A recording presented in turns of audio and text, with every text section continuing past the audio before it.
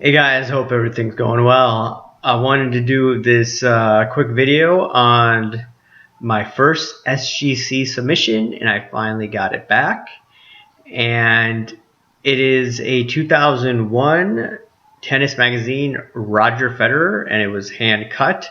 It's from a French magazine. There isn't that much whole supply of these cards. There's actually maybe, if I had to take a guess, 6 or 7 cards graded last time I checked, and it's only on SGC. PSA, I sent it to PSA. PSA will not grade it. They don't have enough information. I didn't bother sending to BGS. I know SGC had a few of these. One was a grade 4, and let's take a look at this.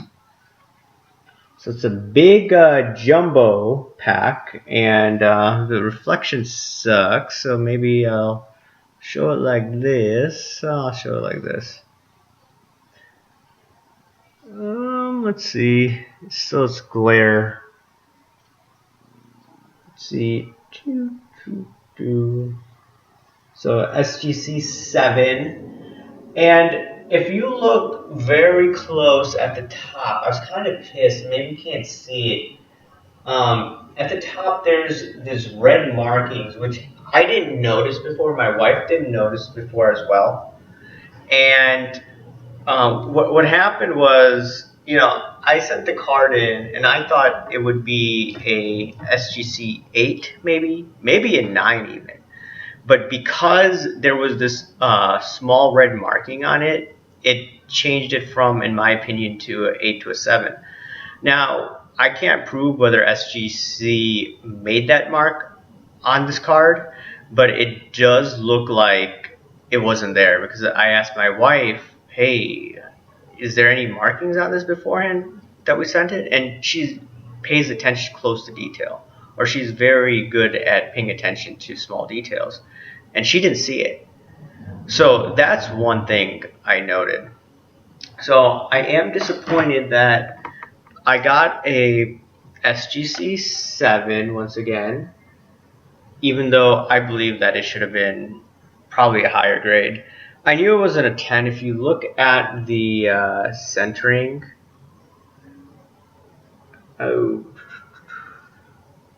centering is not even.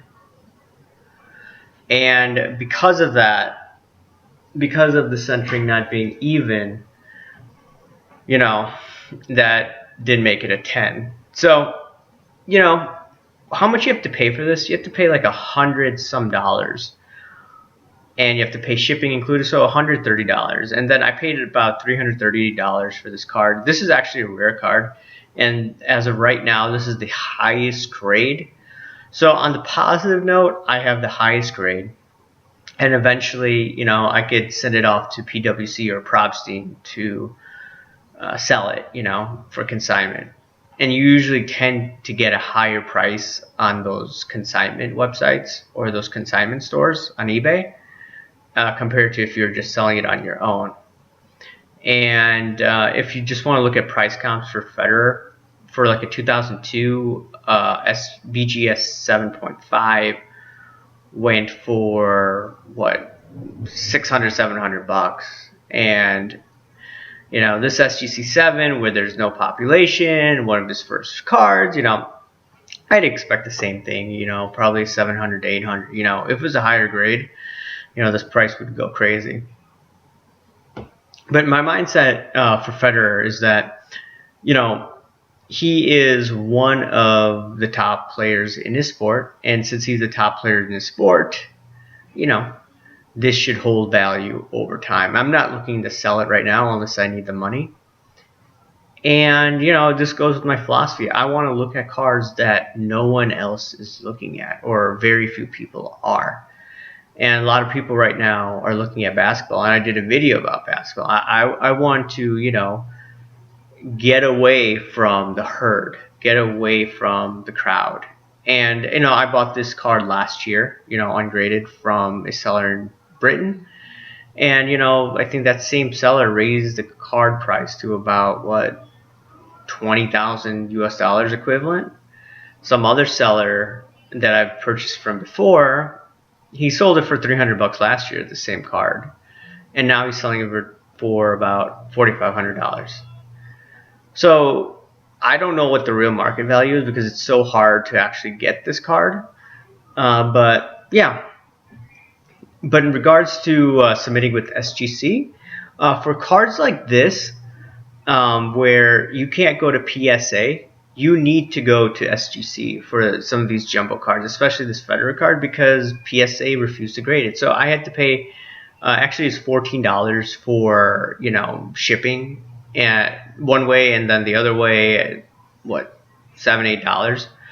So I paid $20 to PSA, wasted my money. They said they wouldn't look at it. So then I had to send it to SGC. It was one of their faster services. Sent it in November. I got it in early March, late February. So we're talking about, one of the faster services. You have to pay a premium, and you still got it 4 months later about. So, or 3 months. So that is, my grading experience with SGC. I probably will not be sending that many cards to SGC.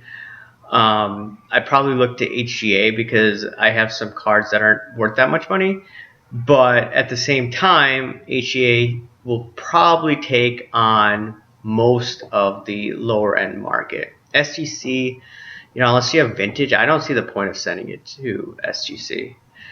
But yeah, I only recommend sending, cards to SGC if it's, a rare card like Federer that no one else will grade.